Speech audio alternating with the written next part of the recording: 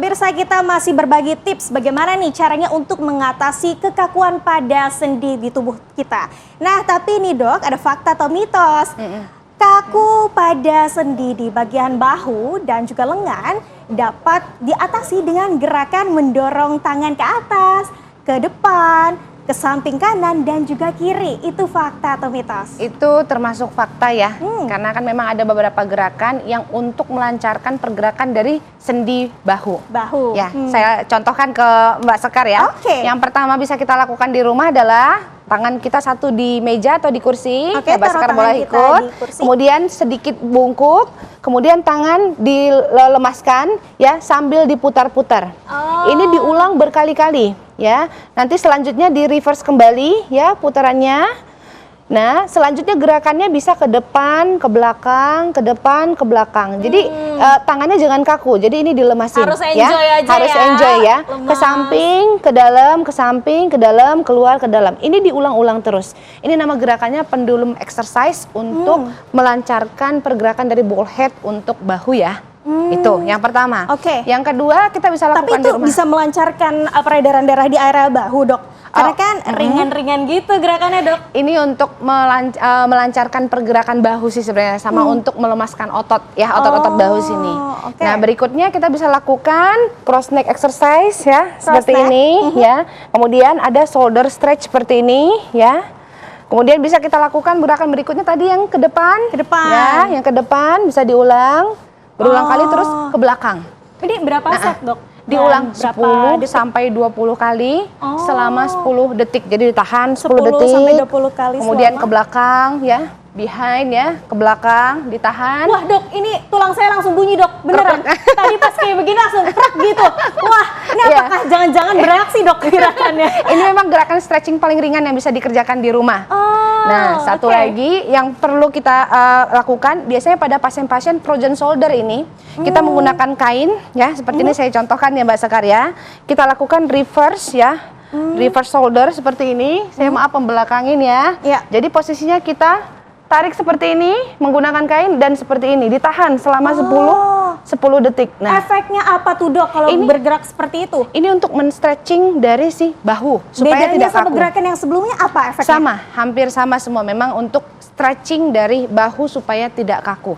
Kalau tapi saya kan tadi sampai bunyi tuh dok punggungnya. Itu apakah reaksinya karena tubuh saya ini kaku atau gimana tuh dok? Salah satunya itu. Yang kedua memang kan reaksi tubuh pada saat kita stretching seperti ini, sendi-sendi itu kan akan ada pergerakan ya. Nah, itu memang normal dari badan kita. Jadi memang gerakan seperti ini untuk men-stretching dari bahu dan punggung. Itu. Itu yang bisa kita kerjakan di rumah. Nah, kalau yang tadi yang bagian apa tadi frozen shoulder ya dok, itu tuh kita biasanya melakukan itu berapa kali sih dok baiknya? Pagi, siang, malam diulang-ulang ya. Nanti 10 sampai 20 kali, itu set awal-awal ya, di minggu-minggu pertama. Nanti kita naikkan lagi intensitasnya. Dan awalnya mungkin kita tahan selama 10 detik, kita naikkan lagi menjadi 20 detik. Jadi semakin sering kita lakukan, semakin sering kita exercise, maka semakin bagus hasil yang didapatkan, baik untuk kekakuan sendi dan untuk penguatan otot. Tapi kan dok, kalau melakukan gerakan tadi itu kan agak berat ya, kayak langsung aduh sakit gitu kan. Nah tapi kalau misalnya udah sering dilakukan, lama-lama jadi ringan gak sih? Lama-lama jadi ringan. Itu. Jadi itu menghindari supaya kita jangan sampai jatuh ke frozen shoulder. Jadi kadang sering sakit bahu ya, dibiarin. Justru karena sakit tidak minum obat, tidak minum painkiller, akhirnya tidak exercise, lama-lama kaku sendiri bahunya. Tidak bisa diangkat, hanya bisa segini. Nah mungkin itu kita kasih beritahu kepada pasien untuk exercise di rumah, untuk stretching sendiri, meskipun nanti tetap kita fisioterapi kembali ya, tapi harus diulang-ulang di rumah. Nah tapi dok, ini ada fakta atau mitos, katanya nyeri dan juga sendi pada kaku ini ya, kaku pada sendi ini bisa diatasi dengan cara diurut. Fakta atau mitos sih dok? Itu mitos ya. Mitos. Jadi kalau kita berhubungan dengan kekakuan sendi, berarti kan ini faktornya kan terhadap engsel ya. Kalau di massage itu mungkin lebih ke otot. Ya, tapi diurut itu lebih ke otot. Tapi pada engsel ini memang yang bisa kita lakukan adalah stretching. Jadi dilakukan gerakan maksimal ya, mungkin pada bahu, pada lutut, itu harus diulang-ulang. Dan jangan lupa untuk penguatan otot. Itu yang paling penting. Nah, Dok, kayaknya nih ya pemirsa Hidup Sehat ini udah excited banget untuk bertanya ke dokter karena di belakang kita sudah ada 3 pertanyaan. Saya akan bacakan satu persatu ya, Dok. Yang pertama dari Yopano _. Dok, izin bertanya, kalau misalkan pengobatan nyeri sendi secara disuntik itu diperbolehkan dan aman tidak, Dok? Lalu yang kedua ada dari Adelina Mina, Dok, beda nyeri sendi karena kurang beraktivitas dan nyeri karena asam urat bagaimana ya? Dan yang terakhir dari Dinda 146732, hai Dok, kalau dengkul suka nyeri, kira-kira pergerakan apa yang bagus untuk dengkul sering nyeri, Dok? Terima kasih, silakan dijawab, Dok ya.